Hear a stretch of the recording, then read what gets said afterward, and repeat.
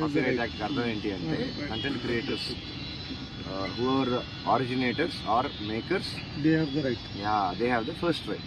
ఎందుకంటే వాళ్ళు దాన్ని ప్రొడ్యూస్ చేశారు, దాన్ని కాంట్రిబ్యూట్ చేశారు.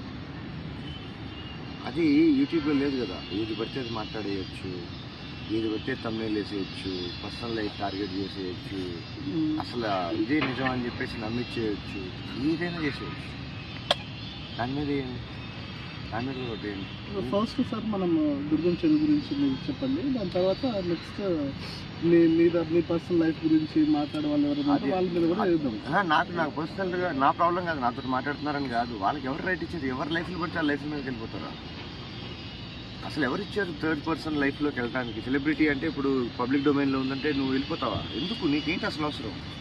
నీ పర్సనల్గా జస్ట్ ఇమాజిన్, నువ్వు సెలబ్రిటీ కాదు, ఏదో ఒక రాయేసి బురదేసి వెళ్ళిపోతే సరిపోద్దా? ఎవరికైనా సరే నీకెందుకు అసలు పర్సనల్ లైఫ్లో నీకు సంబంధం లేని విషయాలు, నీకు తెలియని విషయాలు, ఇంట్రెస్ట్ లేని విషయాలు ఫ్రీగా వచ్చింది కదా అని బురదేసి వెళ్ళిపోతే ఎట్లా? దొరికాడు కదా అని. Who are they to judge anybody's character? I don't judge anybody, I don't let anybody judge me. Why అంత చీప్ లుక్కా? బెగ్గరా? ఏంటి బెగ్గర్? ప్రూఫ్ చేయండి నేను ఎవరి దగ్గర ఏం బెగ్ చేశాను అంటే. బెగ్గింగ్ అంటే బై ద వే, బెగ్గింగ్ అంటే అంత ఈజీయా? అట్లా సో కాల్డ్ యూట్యూబర్స్ పెట్టేవాళ్ళు 2 రోజులు రోడ్డు పైన అడుక్కొని చూపించుకోండి. బెగ్గింగ్ అంటే ఏదో తెలుసుకోండి. మనిషి అడుక్కోవాలి అనే డెసిషన్కి వచ్చాడు అంటే వాడికి కూడా ఏదో స్టోరీ ఉంటుంది కదా. అది కూడా చేయలేనోడు తినకుండా పక్కన రోడ్డు పైన పడి చచ్చిపోయే వాళ్ళ లిస్ట్ మీకు తెలుసా? కనీసం అడుక్కోవాలంటే కూడా అహం అడ్డం వస్తుంది.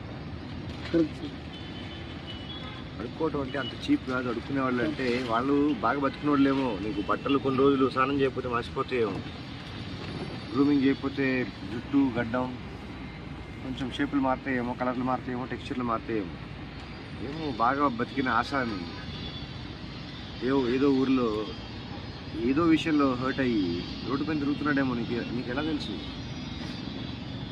వాడి ఫిజికల్ కండిషన్లో, లుక్స్లో నువ్వు ఎట్లా? Who are you to judge bro? ఒంటి నిండా బట్టలు ఉన్నాయి కదా, అదే కదా చించుకొని ఫ్యాషన్ అంటున్నారు. అర్మానీ, గుచ్చి, వర్సాచే అంటున్నారు. చించుకొని వెళ్తే ఫ్యాషనా? రోడ్డు పైన కొంచెం దుర్గం చెరువు మాదాపూర్ రాయదుర్గం కింద వస్తుంది పోలీస్ స్టేషన్. అయితే ఇన్ఫర్మేషన్ విత్ రిగార్డ్ దుర్గం చెరువు ఒరిజినల్ నేచర్ డిజైన్ ఎంత, అది ఎంత ఉండాలి, అది అది అది దాన్ని ష్రింక్ చేయడానికి డెసిషన్ తీసుకోవడానికి మీకు అథారిటీ ఏంటి? 183 acres ఉంది. ఒరిజినల్ డిజైన్ 40 acres కూడా లేదు. 17 acres. కంప్లీట్ నేమ్ ఏం పేరేనా? నా పేరా? కంప్లీట్ ద్విజా అని రాయండి చాలు. ద్విజా, DWIJA. ఏం అవసరం లేదు. సన్ ఆఫ్ దుర్గం చెరువు, దుర్గమ్మ మాత, దుర్గం చెరువు, ఏది పేరుంటే ఆ పేరు లేటెస్ట్. Age about 44. దుర్గమ్మ కొడుకు, సొంత కొడుకు అని రాయండి కాదు. Occupation social worker, social activist. Artist and activist. Social activist, artist లేదు, ఆర్టిస్ట్ అండ్ యాక్టివిస్ట్ సరిపోద్ది. Activist and artist. అది బ్రో రండి. Asking the information. What is nature's design? Why did you make it like that? Format రాస్తుంది. మీ template మీరు రాసుకోండి.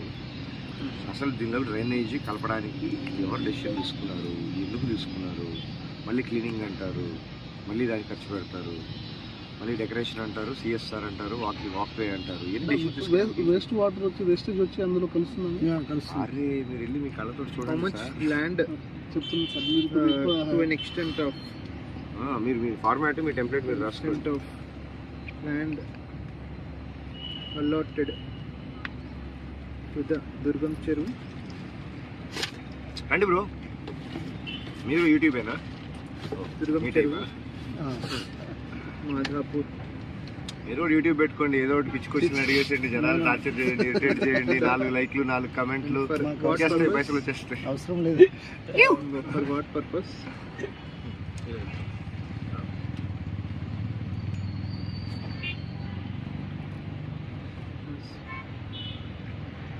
అట్లుంటుంది మనతోని తమ్ముడు.